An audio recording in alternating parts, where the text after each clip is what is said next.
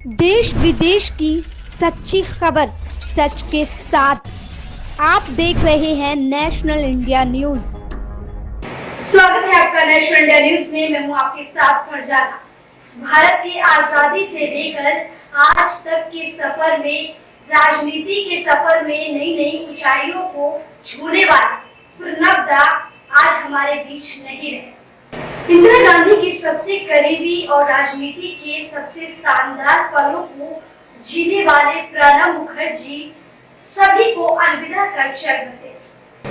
प्रणब मुखर्जी ने केवल हमारा साथ ही नहीं छोड़ा, बल्कि अपने साथ तमाम कहानी और किस्से भी लेते गए। प्रणब मुखर्जी नहीं रहे, वो अपने साथ साथ भारत की राजनीति के कई किस्से, कहानियां और गॉसिप लेते चले गए, जिन्हें उन्होंने आजाद भारत में अपनी आंखों के सामने बनते बिगड़ते देखा। 11 दिसंबर 1935 को जन्मे प्रणब मुखर्जी ने पराधीन भारत की मुक्ति की छटपटाहट देखी। फिर भारत आजाद हुआ तो बालक मुखर्जी ने इस देश को अंगड़ाई लेते हुए देखा। युवा होते होते प्रणब दा खुद ही भारत की विकास यात्रा में शामिल हो गए। इस सफर में उन्होंने स्टेट क्राफ्ट की कला सीखी और इसमें पारंगत हो गए। दिल्ली में कांग्रेस और सरकार के संकट मोचक कहे जाने वाले प्रणब दा अपने घर की चिंताओं को लेकर कभी मुक्त नहीं होते थे।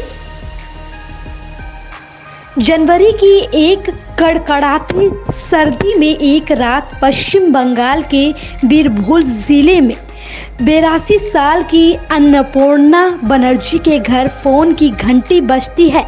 अन्नपूर्णा बनर्जी अनमने ढंग से फोन उठाती है तो उधर से आवाज आती है, दीदी टीवी ते देख लम, खूब ठंडा पोड़चे, भालो आचे तो।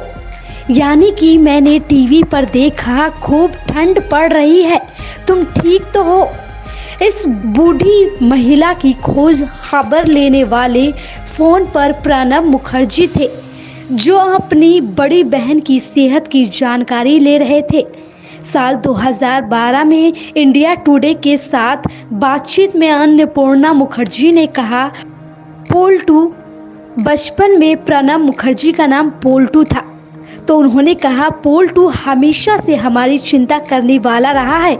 साल 2012 में 82 साल की अन्नपूर्णा मुखर्जी ने अपने 8 साल के भाई प्रणब मुखर्जी को याद करते हुए कहा कि जब शादी के बाद पालकी से वो अपने घर जा रही थी तो पोल्टू पीछे से दौड़ते हुए जा रहा था। एक सप्ताह बाद जब वो फिर अपने घर मिराती लौटी तो पोल्टू ने उनके लिए साल के पत्तों में मिठाई छिपा कर रखी थी। इस मिठाई में चींटियां लग गई थी। मिठाई को देखकर ही अन्नपूर्णा की आंखें डबडबा गई।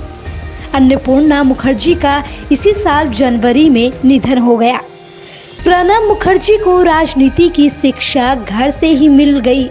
उनके पिता कामदा किंकर मुखर्जी बीरभूम जिला कांग्रेस अध्यक्ष थे। इसके अलावा वे 1952 से 64 के बीच पश्चिम बंगाल विधान परिषद के सदस्य रहे। प्रणब मुखर्जी राजनीतिक जीवन के साथ सामाजिक और सांस्कृतिक जिंदगी में निष्ठा से रमे रहे। हर दशहरा में वो गांव आते और चंडी पाठ करते और एक पारंपरिक बंगाली भद्रलोक का प्रदर्शन करते।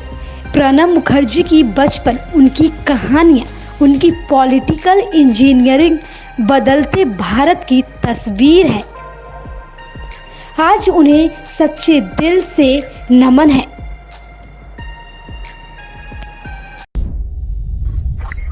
देश विदेश की सच्ची खबर सच के साथ। आप देख रहे हैं नेशनल इंडिया न्यूज।